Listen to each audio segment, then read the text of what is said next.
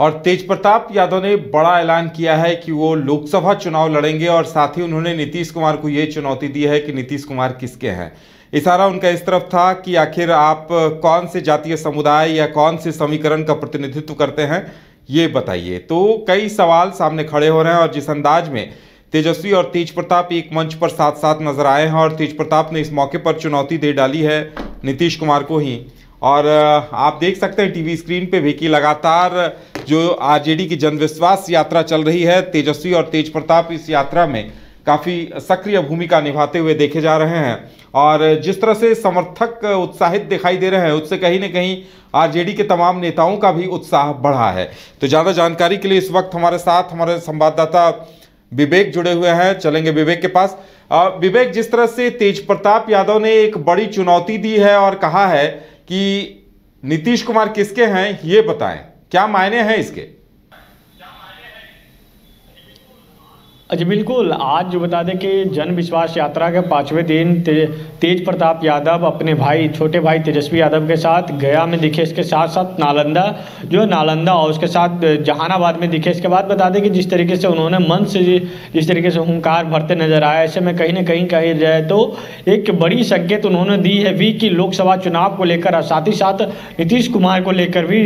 जिस तरीके से जब नीतीश कुमार सत्ता में रहते थे और तेज प्रताप यादव तेजस्वी जब विपक्ष में थे, तब लगातार तेज प्रताप यादव नीतीश कुमार पर हमला बोलते आते थे कि नीतीश कुमार के लिए दरवाजे बंद है। कई तरीके का देखा, राबड़ी आवास के बाहर कई तरह के पोस्टर लगा दिया करते थे। लेकिन जैसे नीतीश कुमार के साथ में फिर गए, उसके बाद नॉर्मल पर गए तेज प्रताप यादव। आप जैसे विपक्ष में आए, फिर तरीके से नीतीश कुमार पर हमला बर है कि नीतीश कुमार किसके हैं यह पता नहीं है। साफ तौर पर जो जिस तरीके से जो राबड़ी देवी कहा करते नीतीश कुमार का जो अस्तित्व है वो पता नहीं है किनके हैं, यानी वो बीजेपी के हैं या जनता के हैं, साथ ही साथ जब कही जाए आरजेडी के हैं। और ऐसे में जो आज एक तेज प्रताप यादव ने गया से एक जनसभा को संबोधित करते हुए एक बड़ी बयान देते हुए उन्होंने कहा कि जो 3 मार्च का जो पटना में जनसभा जो होने वाली है, जो जन विश्वास यात्रा के दौरान जितने भी कार्यक्रम है, तमाम जो जिले के भ्रमण करने के बाद जब पटना में उसका जो एक तरीके के जो कही जाए तो पटना में एक बड़े सभा का आयोजन की गई गांधी मैदान में, और उस सभा में आप लोग पहुँचिए और उस सभा में पहुँचने के बाद जो होगा, मेरा जो दिल्ली का रास्ता होगा जो साफ हो जाएगा। यानी साफ तौर पे एक तरीके के जो कही जाए तो संकेत उन्होंने दिया है लोकसभा चुनाव को लेकर कि लोकसभा चुनाव जो तेज प्रताप यादव है इस बार लोकसभा चुनाव भी लड़ सकते हैं। ऐसे में देखना होगा कि एक तरफ जो 2 तारीख को प्रधानमंत्री नरेंद्र मोदी का रैली है औरंगाबाद बेगूसराय में, और 3 तारीख को पटना में जनसभा होने वाली तेजस्वी का। अब ये दोनों सभा का एक तरीके से जो कही जाए तो 2024 का लोकसभा चुनाव को लेकर एक दोनों तरीके से दोनों जो पार्टियां हैं तैयारियां में जुट गई है। लेकिन अब जो तेज प्रताप यादव का जो बयान का कितना मायने या कितना सच्चाई है ये तो आने वाला वक्त बताएगा। क्या तेज प्रताप हसनपुर छोड़कर क्या लोकसभा के चुनाव में मैदान में उतरते हैं? जी उदय। बिल्कुल विवेक, और लगता है कि जिस तरह से समर्थकों का साथ मिल रहा है, उत्साह भी तेजस्वी और तेज प्रताप दोनों का काफी बढ़ा हुआ दिखाई दे रहा है।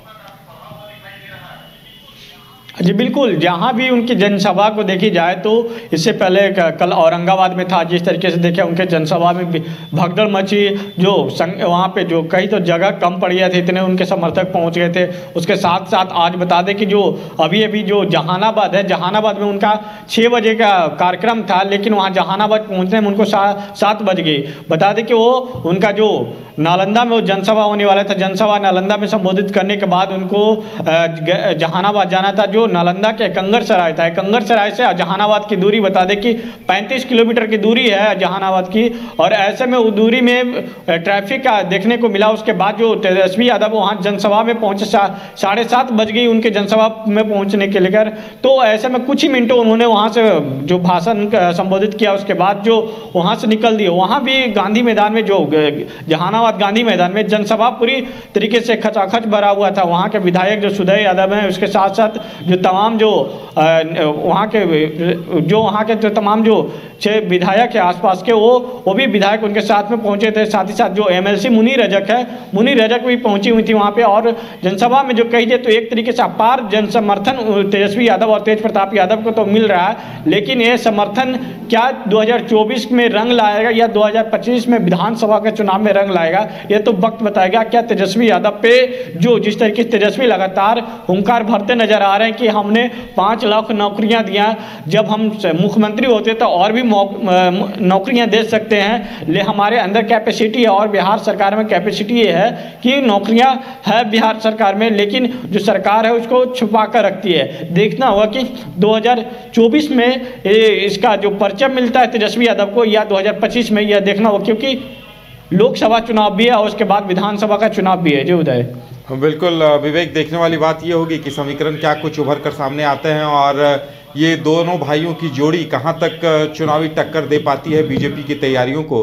विवेक, हमारे साथ जुड़ने और तमाम जानकारी देने के लिए आपका बहुत बहुत धन्यवाद। तो तेजस्वी और तेज प्रताप दोनों ही लगातार अपनी 3 मार्च की बड़ी रैली की तैयारी में लगे हुए हैं और इनका उत्साह काफी बढ़ा हुआ है। तेज प्रताप ने लोकसभा चुनाव लड़ने का भी ऐलान कर दिया है।